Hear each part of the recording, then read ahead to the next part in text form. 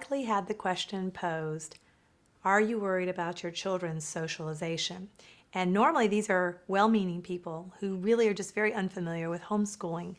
I have to refrain from laughing when I hear this question because there may be some instances where that would be a concern, but for the most part, you're really going to have to restrain yourself not to over-socialize your children.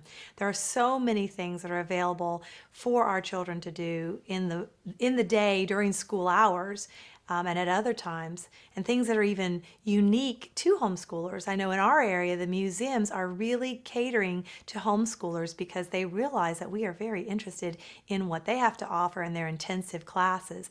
I've actually organized many field trips to the museum and several of the other learning centers here in town, and they have said if you will specifically ask for what you would like in a class, we'll be glad to give you what you would like, because we know the homeschoolers are very, very eager to learn. And we bring parents in, there's one parent to every 2 or 3 children. So, we can monitor the behavior with the adults in the room in a very proper way.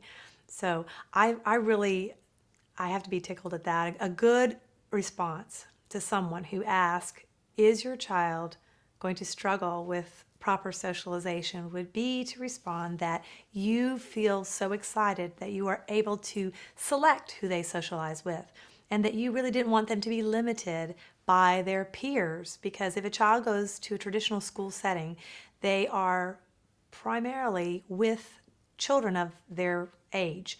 They really might even resist being with someone older or younger. And a homeschooler is so often not with their peers. They're so often with much younger children or much older children, or in the case of older siblings in a family, they're mostly with adults.